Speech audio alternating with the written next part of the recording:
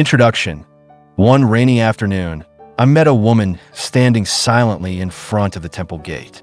Her face was deeply saddened. When asked, she choked up and said, "My husband just left me for another woman. My mother is seriously ill. I've tried to work hard, live a decent life, but why is life still so full of suffering?" That sentence was like a knife piercing the heart. We have all asked the same question as her. Why am I suffering, even though I've tried to live well, to be an honest person? Is it because of circumstances, or because of others? Or is it our inner self that is carrying burdens that we do not realize? The Buddha once said in the Four Noble Truths, "Life is suffering. Suffering is caused by craving. Suffering can be ended, and the path to the end of suffering is the Noble Eightfold Path." This statement is not just a philosophical truth, but an invitation to awaken. Because suffering does not lie in what we lose, but in clinging to the things we want to keep forever. Venerable Thích Thanh Từ also taught, if the mind is not pure, every situation is suffering. When the mind is at peace, even if poor, you will feel happy. Suffering is not the destination, but the starting point for us to learn how to return and transform ourselves. In today's video, we will delve into the true cause of suffering, from greed, anger, ignorance, to step-by-step transformation through the Noble Eightfold Path, the path that Buddha taught more than 2,500 years ago, but still holds true for modern life. If you feel that these shares resonate with your heart, please gently press the subscribe button to Tin Tan Buddha Dharma channel, so that we can join together on the journey to find peace and enlightenment. Part 1. There are people who live in luxurious villas, drive expensive cars, but every night they still toss and turn in loneliness, anxiety, and insecurity. There are also parents who have devoted their whole lives to their children, but when they are old, they live in self-pity because of unnameable distances. These sufferings seem to come from the outside, from circumstances, from relatives, but in fact, the deep origin lies within our own hearts. The Anguttara Nikaya teaches, there are three things that cause living beings to be bound to the cycle of birth and death: greed, anger, and ignorance. These are the three greatest poisons in the mind, called the three poisons, and are also the roots of all suffering. Greed is the endless desire, not knowing enough. Anger is the anger, hatred that burns the heart. Ignorance is the ignorance, not seeing the truth clearly. Zen Master Ajahn Chah once said, "We suffer not because of circumstances, but because the mind does not know how to let go." A person who loses money will suffer, but a person who is attached to money will suffer 10 times more. A person who is offended will be in pain, but a person who carries anger in his heart for many years is the one who is truly burning himself. There was a young girl who was betrayed in love. She closed her heart, hated life, blamed herself. Many years later, even though she had a good job and loved ones by her side, she still could not smile sincerely. It was not because someone made her suffer, but because the fire of anger and ignorance in her heart had not been healed. Only when we have the courage to look inside, to realize how the three poisons are operating in every thought, word, and action, can we begin to escape the cycle of suffering. Understanding the three poisons is the first step to awakening. In the next section, we will take a deep look at each poison, starting with greed, the root of dissatisfaction, and how the Buddha taught to transform it with wisdom and compassion. Part 2. A young man named Min, born into a wealthy family, has been pampered since childhood. But as he grows up, Min feels more and more lacking. Having a new phone, he wants a car. Having his own house, he wants a bigger house. Even though he has a stable job and a high income, Min still feels not enough. The jealousy when seeing others better than him, the anxiety when his assets do not increase as expected, and the fear of falling behind erode Min's joy day by day. He does not know that he is living in a golden cage called greed. The Samyutta Nikaya records the Buddha's words. Because of desire, bound by desire, living beings are caught in the cycle of reincarnation, unable to escape birth, aging, sickness, and death. Greed is not just wanting more, but not being able to accept the present. It is the dissatisfaction with what we have that makes our minds never at peace. Venerable Master Su Yun once taught, because people do not understand the principle of impermanence, they keep chasing after material things, thinking they can hold on to happiness, but they only accumulate more suffering. People think that having more will make them happier, but in fact, greed is a bottomless pit. The more they pour in, the emptier they feel. Greed is present in small things, arguing for a better word, demanding a little more profit, craving an admiring glance. But it is precisely these small things that are the seeds of great suffering. Some people lose their family relationships because they want to be richer. Some people lose themselves because they want to be loved more. Greed, if not recognized in time, will turn into chains that bind the soul. But greed is not something that cannot be transformed. When we learn to be content, to know enough, to know when to stop, then even in our daily lives, we will feel a very real freedom. The mind is at rest, not having to run after, not being enslaved by desire. In the next section, we will look deeply into anger, the fire that burns when the mind is dissatisfied, and how to cool it with insight and loving kindness. Part 3. One evening, after a tiring day at work, the father entered the house and saw his son breaking a precious glass. In a moment of anger, he shouted loudly, his face red, his voice like fire. The child trembled, tears welling up. The wife tried to stop him, but the atmosphere in the house was thick with anger. It only took a moment of losing control, but the consequence was a distance in the heart, a wound that is not easy to heal. The Dhammapada, verse 5 teaches, "If you do not repay hatred with hatred, hatred will cease. If you repay hatred with hatred, hatred will last forever." Anger is a smoldering fire, burning people's hearts from within. When anger arises, we lose our minds, say things that hurt others, and act in ignorance. Anger usually does not last long, but its consequences can follow us for life. Ajahn Chah once said, "When you are angry, do not rush to speak or act. Just sit still, breathe evenly, and look deeply into your anger. Then you will see, anger is just smoke, not real. It is only born from the mind." Anger is not an external enemy, but a fire within us. When others do something wrong, when we are insulted, when things go wrong at work, if we do not understand our own minds, we can easily get caught up in the reaction of anger and then later regret and torment ourselves. Anger often hides under the name of righteousness. I am angry because I am right. I scold because I want others to be better. But no matter what the reason, if anger arises, we are the first to be burned. Anger makes the heart beat faster, the breath quicken, and the spirit gloomy. It ruins relationships, pushes away loved ones, and makes the mind never at peace. Recognizing anger is the first step to transformation. When we feel frustrated, upset, stop.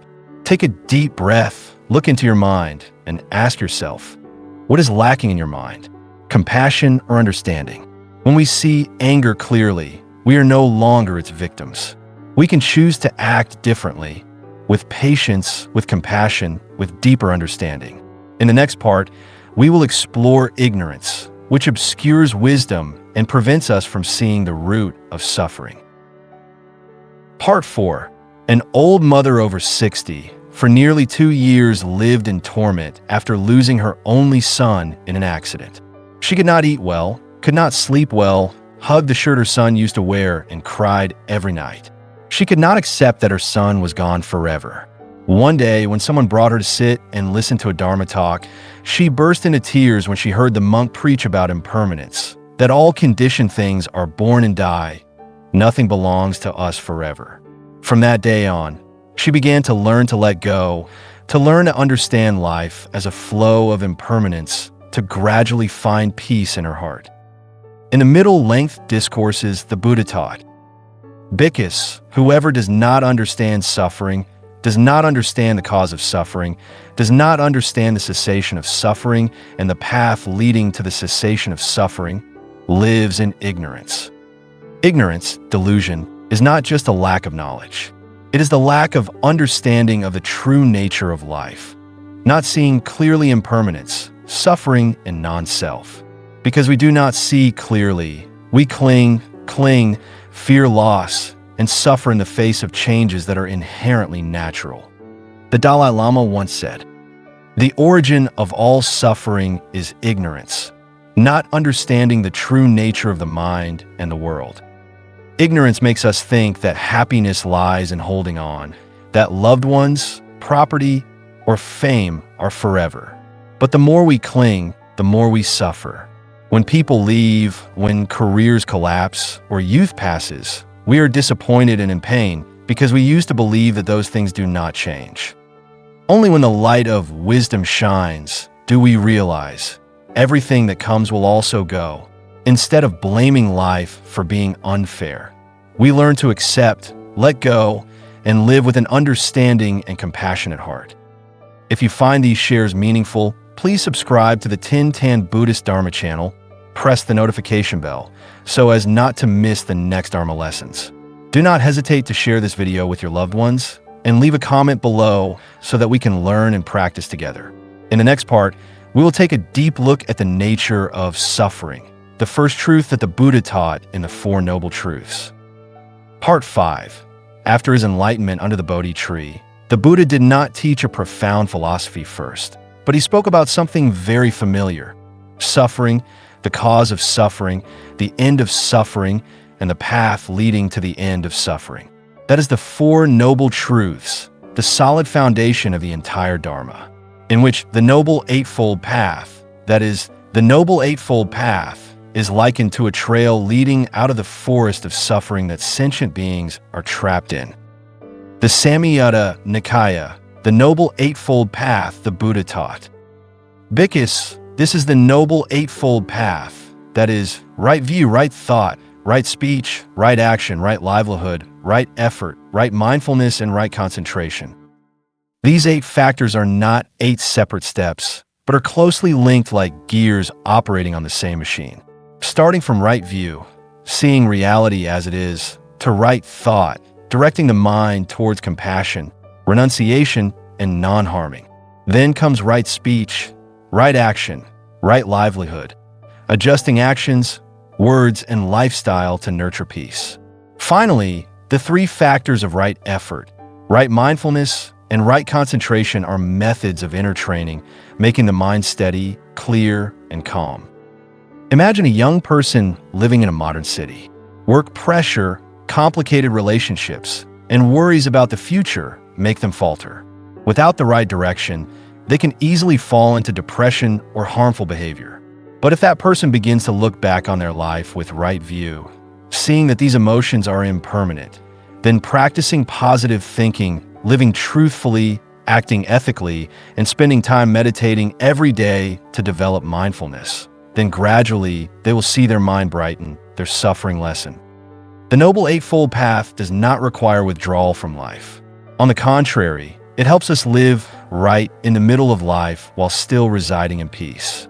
It is the path of wisdom, compassion, and awareness, the path that the Buddha walked and left for all of us.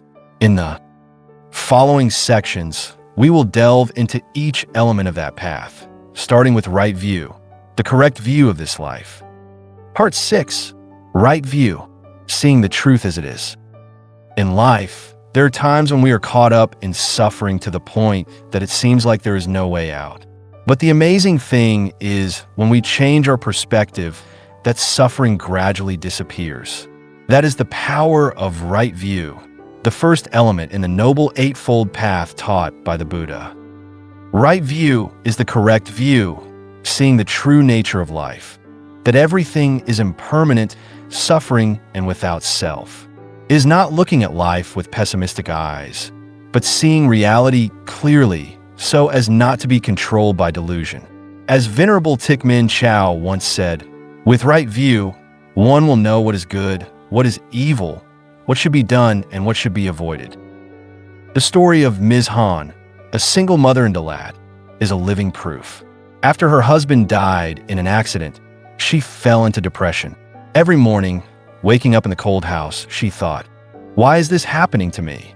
But then, through a retreat, she learned about impermanence, that nothing lasts forever, even the people we love the most. From then on, she no longer immersed herself in the question of why, but learned to live fully in the present, taking care of her child with love and awareness. She said, "Thanks to clearly seeing that life is impermanent, I no longer blame heaven or people, and my heart feels much lighter." The Samyutta Nikaya records the Buddha's words, "A person with right view will see life as a bubble, like a floating shadow, not real, not lasting." It is this insight that helps us not to get caught up in ambition, not to sink deeper into hatred, and also not to be deluded in the illusion of a permanent self. Right view is not just knowledge, but a profound transformation in perception. When we see clearly the truth that all emotions, possessions, fame, are just waves on the surface of the water, we will no longer panic when the waves rise, nor regret when they subside. That is true freedom, freedom of the mind. If you feel this, please subscribe to the Tin Buddha Dharma channel, share the lecture, and leave a comment about your own experience of applying right view to your life. Who knows, your awakening will inspire someone who is lost in the middle of life. Part 7. Right thought. Right thought leads to right action. Thinking is the first seed sown in the soil of the mind. From thoughts, words are spoken, actions are created. If we think wrongly, our actions will be wrong, and suffering is inevitable. Right thought in the Noble Eightfold Path is learning how to think rightly, letting go of anger, turning to compassion, not clinging, and living with wisdom and understanding. In the Dhammapada, the Buddha taught, "Mind precedes all things. Mind is their master. Mind creates them." If with an impure mind we speak or act, suffering follows us as the cart follows the foot of the ox. This verse reminds us that all suffering and happiness begin from a single thought in the mind. Mr. Hung, a taxi driver in Saigon, used to be a hot-tempered person, easily angered when customers treated him badly. Once, after an argument with a customer, he went home and took his anger out on his wife and children. But then, when his little daughter quietly asked, "Dad, do you love me? Why are you always angry?" he was speechless. A friend took him to listen to a Dharma talk by Zen Master Nhat Hanh, where he learned about compassionate thinking, looking at others with understanding and love. Zen Master Nhat Hanh once taught, "If you understand, you will love. If you look deeply into anger, you will see that it is created from suffering." From then on, every time someone offended him, Hung no longer reacted immediately, but asked himself, "What is this person suffering from that he behaves like that?" That question was like a brake pulling him back, helping him maintain peace. Right thinking is not just about thinking well, but a path to transform the root of suffering. When our mind is directed towards understanding, compassion, and non-attachment, the actions that arise from that will also bring happiness to ourselves and others. Try to spend a few minutes each day reflecting on your thoughts. Are they filled with anger? Are they full of selfishness? Or have you begun to develop compassion? Because as the Buddha taught, right thinking will open up a right life, a life of peace, ease, and awareness. Part 8. Right speech, compassionate, truthful speech. Words are an invisible force that can have a profound impact on our lives. A gentle, compassionate word can soothe pain, but an angry, critical word can cause lasting damage. We have all experienced words that have hurt us, and we may have hurt others without realizing it. The Buddha taught us that words have great power, and right speech is the path to help us use that power with compassion and truth. In the Lotus Sutra, the Buddha pointed out, words can save or hurt depending on how one uses them. A word of truth and compassion can change one's destiny. Our words can be a means to bring peace to the mind or a cause of suffering. One of the important things in right speech is to avoid lying, speaking harshly, and causing division. And instead, we speak words of compassion and truth. Imagine a situation that we often encounter in our daily lives.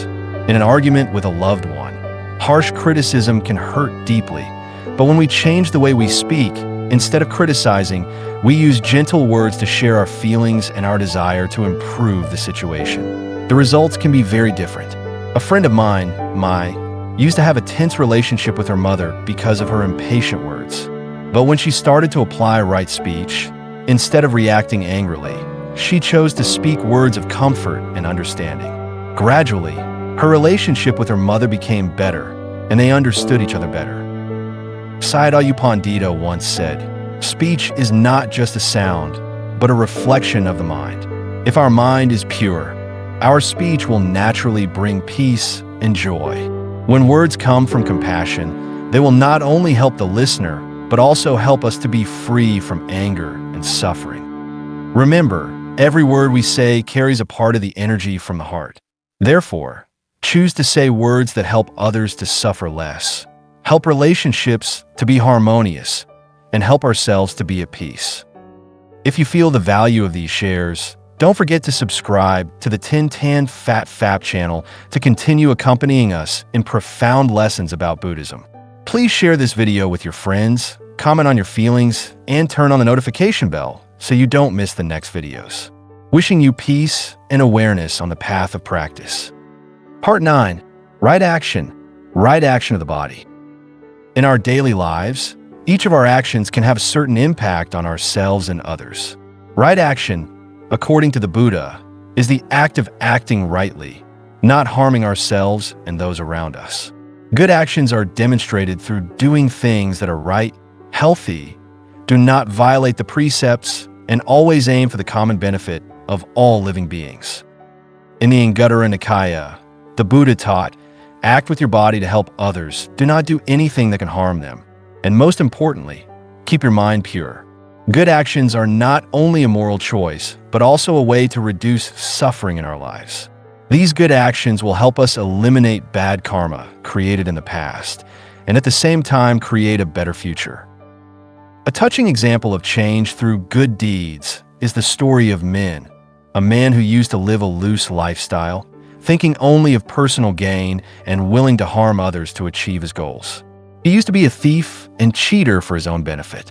But after starting to learn about Buddhism, Min realized that these actions not only made him alienated from society, but also made his mind heavy and miserable. He was determined to change and started doing good deeds, from helping the poor to taking care of his family. Thanks to that, he not only improved his relationships with people, but also felt his soul become lighter. The Buddha taught, compassionate and kind actions will help people reduce suffering.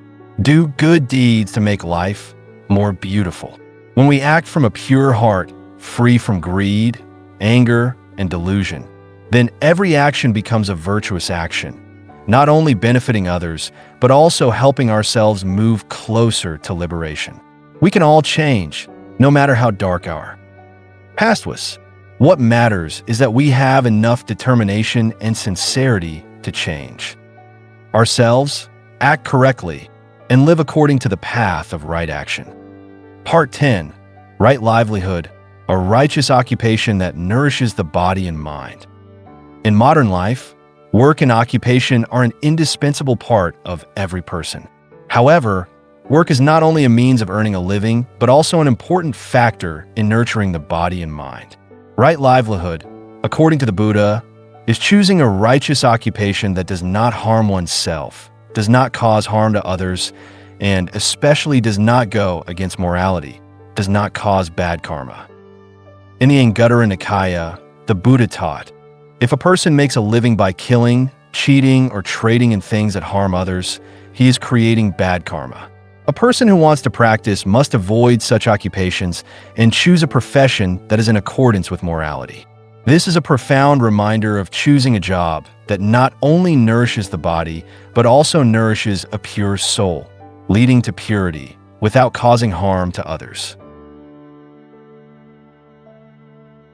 A typical example of career change is the story of Mr. Hong, a former butcher. Mr. Hong came from a poor family and was forced to kill animals to make a living.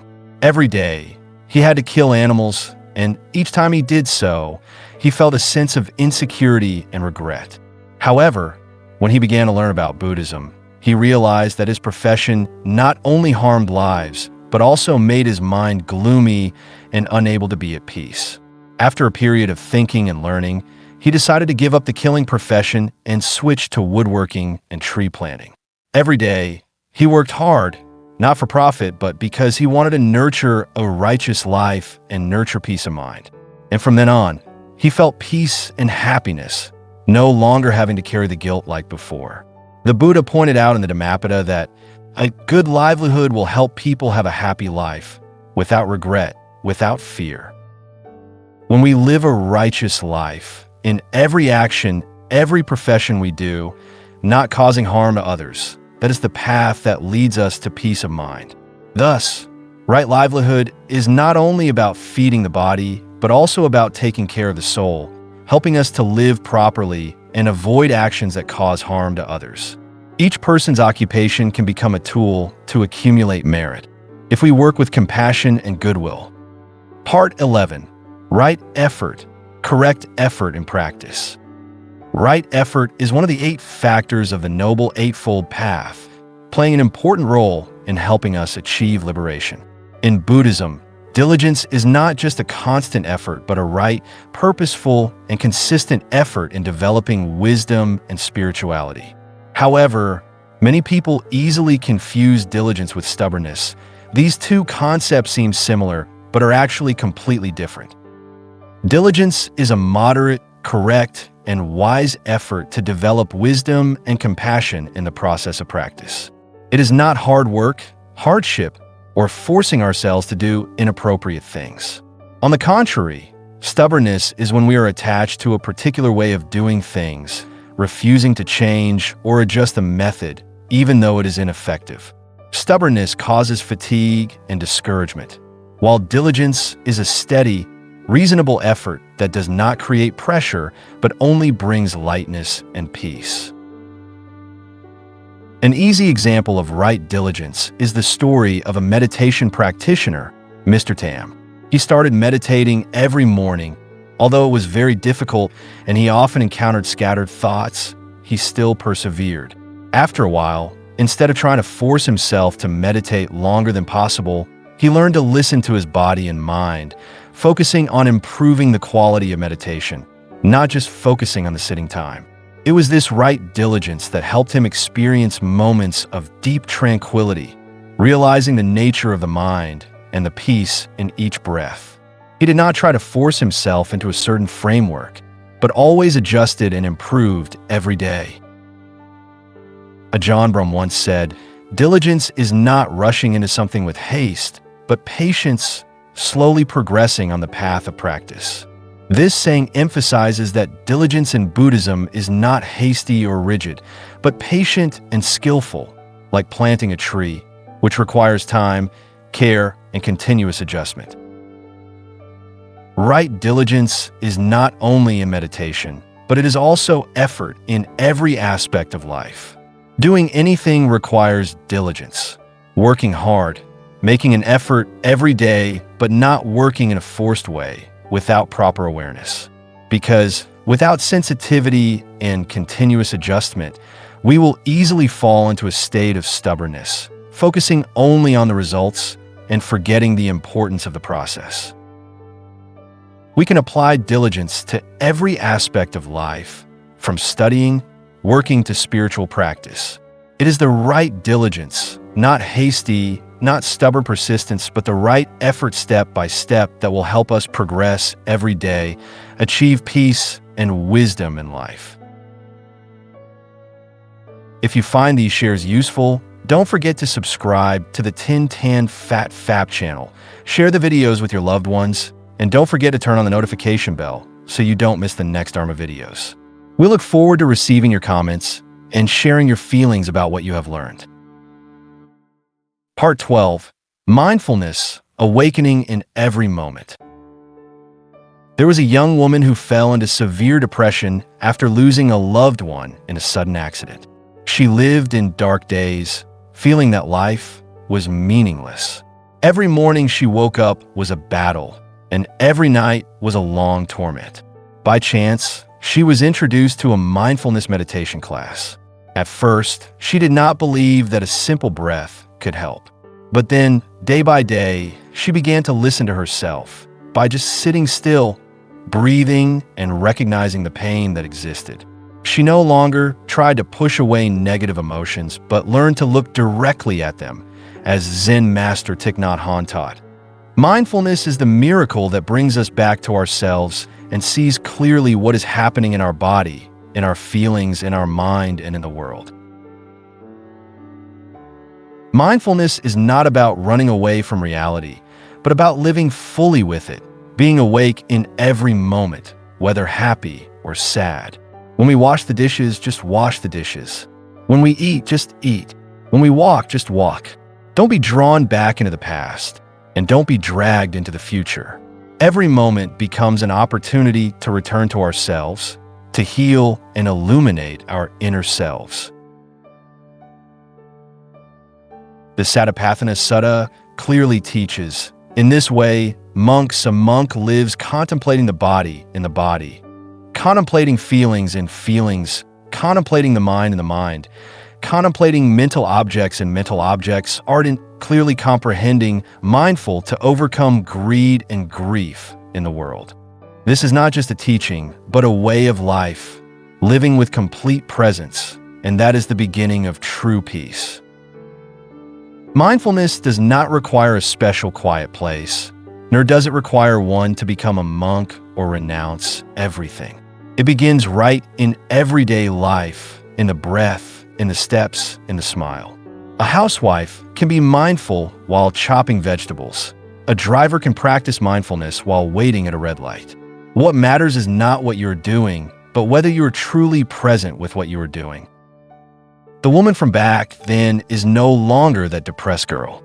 Now, every day, she sits still for 15 minutes before starting work, breathing and smiling at life.